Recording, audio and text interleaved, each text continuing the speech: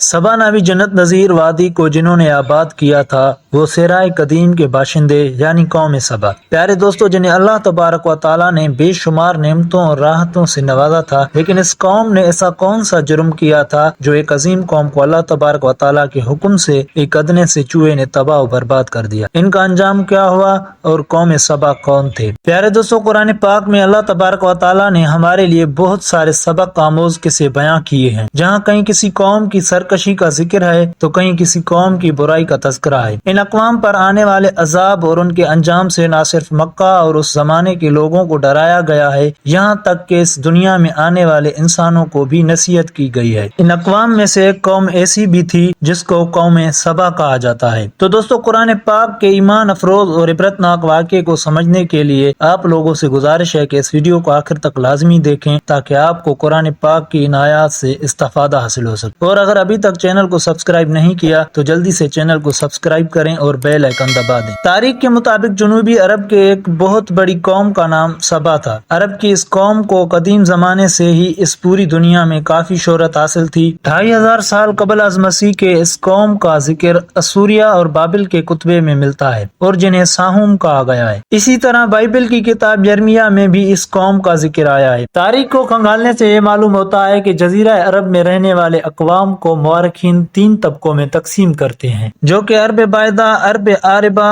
और अरब मुस्तारबा कहलाते हैं। बहरहाल कौम सबा का तारुफ अरबों के दूसरे तबके यानी अरब आरबा से था। दोस्तों, इस कौम को कौम सबा इसलिए कहा जाता है कि एक सबा नामी शख्स था जिसने इस इलाके को आबाद किया था। लिहाजा इब्ने अब्बास बयान फरमाते हैं कि नबी करीम सल्लल्लाहु अलैहि वसल्लम से सवाल किया गया कि सबा कोई औरत थी या मर्द था या कोई मुल्क का नाम था, तो आप सल्लल्लाहु अलैहि वसल्लम ने फरमाया कि सबा एक मर्द था जिसके 10 बेटे थे, जिनमें से 6 यमन में आबाद रहे और 4 शाम में। सबा का पूरा नाम अब्दुल शमस था। सबा अब्दुल शमस बिन यशजब बिन यारब बिन कातान, यही वजह है कि उनको कातानी अरब भी कहा जाता है। तो दोस्तों, अहले तारीख ने यह भी लिखा है कि सबा अब्दुल शमस ने अपने जमाने के लोगों को आखिरी नबी यानी हुजूर अक़दस सल्लल्लाहु अलैहि वसल्लम के आने की बशारत भी सुनाई थी। सबा एक नेक इंसान था और वो जनूबी अरब के तमाम कबाइल का जद अमजद था। मलका सबा यानी मलका बिल्किस का ताल्लुक भी उसी सल्तनत से था। और सबा अब्दुल शमस ने मुल्क यमन के बहुत मशहूर शहर मारब को भी आबाद किया था। और इब्ने कसीर ने यह भी लिखा है कि सबा बाद में यमन के बादशाहों का लक़ब भी हो गया था। प्यारे दोस्तों, एक जमाने में कौम सबा की सल्तनतें इतनी ताकतवर हो गई थी कि मिस्र, शाम, ईरान और हिंद के इलाकों तक फैल गई, जहाँ के खंडरात में उनके निशानात अब भी वाक़ई हैं। जब हजरत दाऊद अलैहिस्सलाम और हजरत सुलेमान अलैहिस्सलाम की हुकूमत का दौर आया, तब ये कौम मालदार हैसियत से मशहूर हो चुकी थी और इस कौम का उरूज 1200 साल कबल अज़ मसीह से था। जब मलका बिल्किस की हुकूमत आई तो कौम सबा के लोग हजरत सुलेमान अलैहिस्सलाम के हाथों पर मुसलमान हो गए, क्योंकि इब्तिदा में ये लोग सूरज की परस्तिश किया करते थे, फिर बुत परस्ती और शिरक को तर्क कर दिया। प्यारे दोस्तों, इमाम इब्ने कसीर लिखते हैं कि कौम सबा के इलाके में बल्क नामी 2 पहाड़ों के बीच एक शहर था और उस शहर का नाम मारब था। पहाड़ों से बारिश का पानी आने की सूरत में ये शहर हमेशा सैलाबों की जद में रहता था। लिहाजा इस इलाके के बादशाहों ने, जिसमें मलका बिल्किस का नाम भी आता है, दोनों पहाड़ों के बीच एक मजबूत बंद तैयार किया, जिससे सैलाब को रोककर पानी का एक डैम बना दिया गया।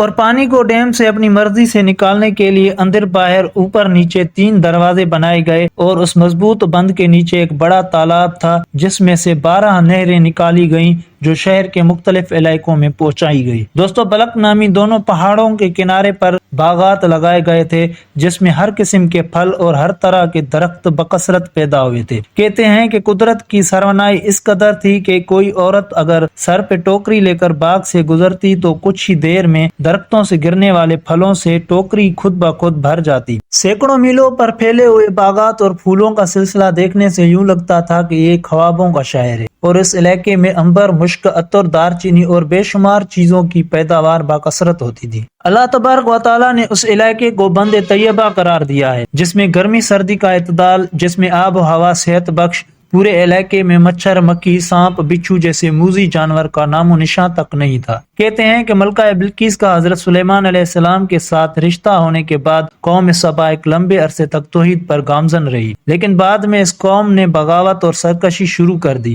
توحید کو چھوڑ کر شرک کے راستے پر چل پڑی۔ ان کے اندر بت پرستی کا پھر سے ظہور ہو گیا۔ المکا یعنی چاند دیوتا، ایشتر یعنی زہرہ ستارہ، زاب یعنی سورج دیوی، اور اس طرح کے بہت سارے باطل دیوی دیوتاؤں کی پوجا شروع کر دی۔ بت پرستی کے علاوہ مال و دولت کے نشے میں اتنے چور ہو گئے کہ خدا کی یاد سے غافل ہو گئے۔ اتنی ساری نعمتوں اور راحتوں کے باوجود وہ اللہ تبارک و تعالیٰ کو بھول بیٹھے۔ قوم سبا کے لوگ اسراف کرنے لگے تھے اور خدا کی دی ہوئی نعمتوں کو بیجا برباد کرنے لگے۔ حالات یہ تھے کہ یہ لوگ گندم کی خالص روٹیوں سے بچوں کے بدن کی گندگی صاف کیا کرتے تھے، اور بعد میں وہ گندی روٹیاں ایک جگہ اکٹھی ہونے سے ان کا پہاڑ بن گیا۔ تو دوستو کہتے ہیں کہ وقتاً فوقتاً اللہ تبارک و تعالی نے قوم سبا کی طرف 13 پیغمبر مابعوث کیے تھے، لیکن ان 13 پیغمبروں کا ذکر کسی قرآن و حدیث یا کسی تاریخی کتاب کے حوالے میں نہیں ہے۔ انبیاء اکرام نے قوم سبا کے لوگوں کو اللہ تبارک و تعالی کی نعمتوں اور راحتوں کے اوپر شکر بجا لانے کی تلقین کی، انہیں راہ راست پر لانے کی نصیحت کی